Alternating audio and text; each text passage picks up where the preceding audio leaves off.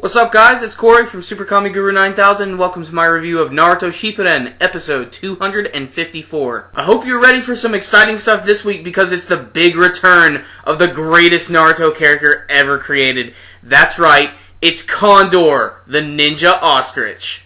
I'm sure he's back by popular demand. He was that one filler character who was introduced back in the Konoha history arc, which happened right after the Pain arc.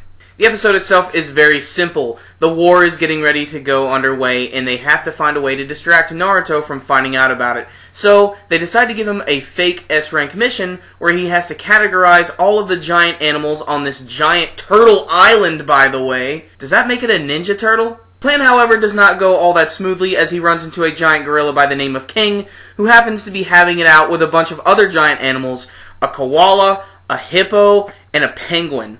And they all seem to be battling for the love of an armadillo. I never thought that I would say these things in Naruto.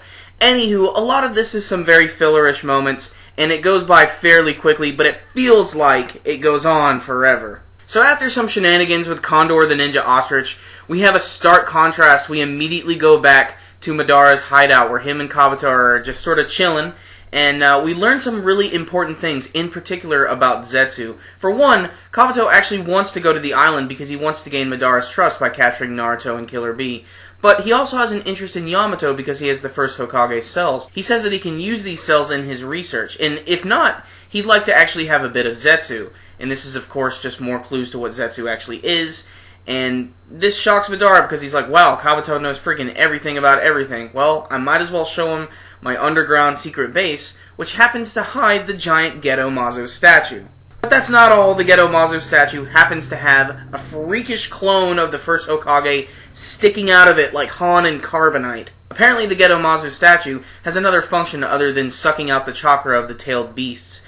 Apparently it's creating a giant clone army, insert Star Wars joke here, in order to go against the allied shinobi forces. And it consists of an army of all Zetsus, 100,000 strong. Back in Cloud Village, the allied shinobi forces are trying to decide how they're going to handle the current situation with Naruto and Killer Bee, and Inoki, the old Tsuchikage, decides that he's going to go off and take care of the situation. And the cool thing about this guy is he's like a Dragon Ball Z character. He can fly, and whoever he touches, he can make them fly too. So they head off towards the giant turtle. Also on their way to the turtle is Kabuto, and he's also used his Edo Tensei technique to summon Deidara back.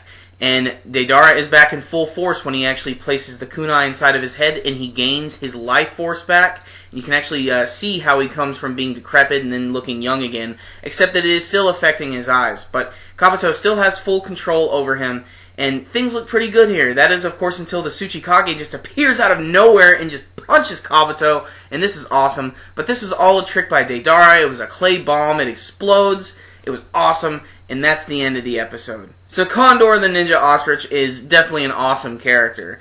You know, he definitely made this one for me. I'm sure he made it for you.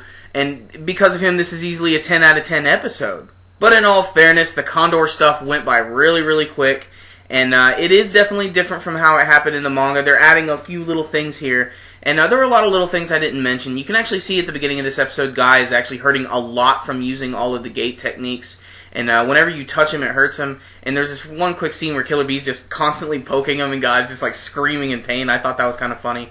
But obviously the biggest stuff here was the Zetsu army and how they're being created. And it's just, this is a really big deal. This is just reinforcing the fact that Zetsu himself is obviously some sort of first Hokage experiment, like monster thing. I don't know. He's a flytrap man, you know? But the little bit of action at the end was really, really sweet. I loved hearing Deidara again. I thought he was a really, really great member of Akatsuki.